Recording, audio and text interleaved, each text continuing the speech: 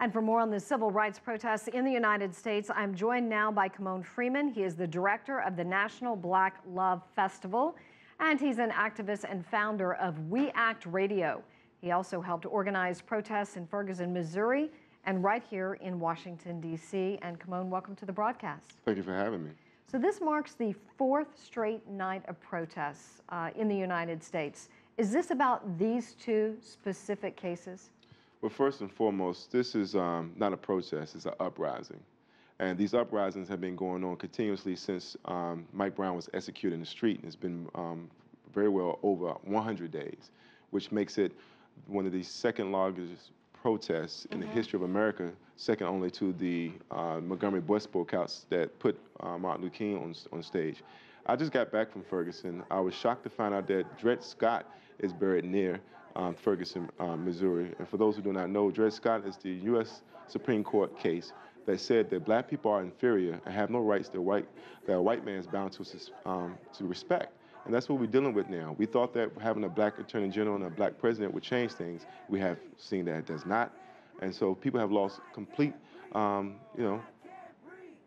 support of the system. Frankly, white supremacy have dictated that. And we also look at it going all the way back to just here on December 4th, we celebrate the 45th anniversary of the assassination of Fred Hampton.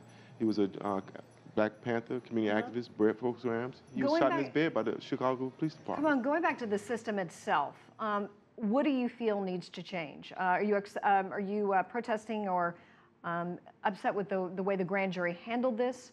Or tell us how you feel about it. What we have is a fundamental breakdown of, in terms, we just saw Bill de Blasio, the mayor of Newark City, express fear for his son because he has no control of the police. We've seen through in action that the president and the attorney general have no control of the police. So therefore, we have no faith in the system. We have to take the power out of the hands of a hand-picked grand jury. Many of them were fed misinformation and unconstitutional statutes, such as in the Mike Brown case, and racist prosecutors who basically function as defense attorneys for the accused.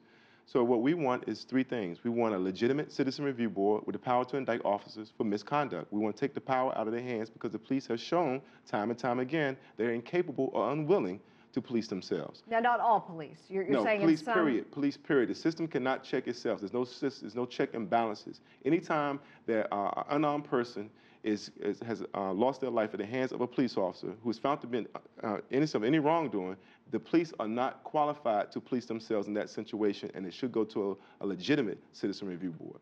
Okay. What would you like to see as an outcome of all of this? Would you like to see police retrain, which they're talking about now? The retraining is not the issue here. We're talking about an overhaul of the system. We're talking about white supremacy where lives have been valued and devalued. And it harks back to the Dred Scott case that has never been struck down, by the way.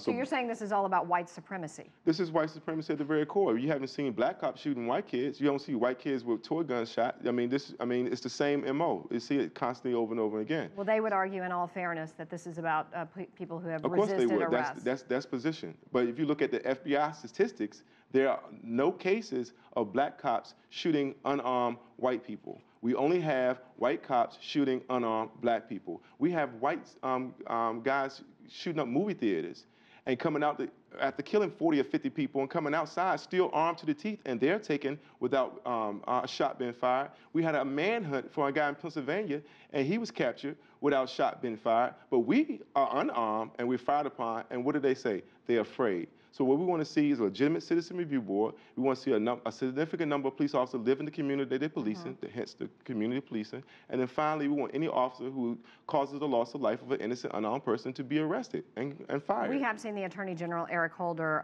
call for a civil rights investigation into this last case. Well, of course they do. That's their MO. We saw a call for some investigation of Trayvon Martin. No action has been taken. The system has not changed. And therefore, we're taken to the street and we're involved in civil disobedience. And then finally, if this doesn't change, if we don't see anything different, because clearly cameras is not the issue. Eric Garner's murder was all on tape. So cameras is number expanding the surveillance state. It's not preventing these cases from happening again. Kymone Freeman, thank you so much. Thank you for having us. We appreciate your time and your insight. D.C. Ferguson.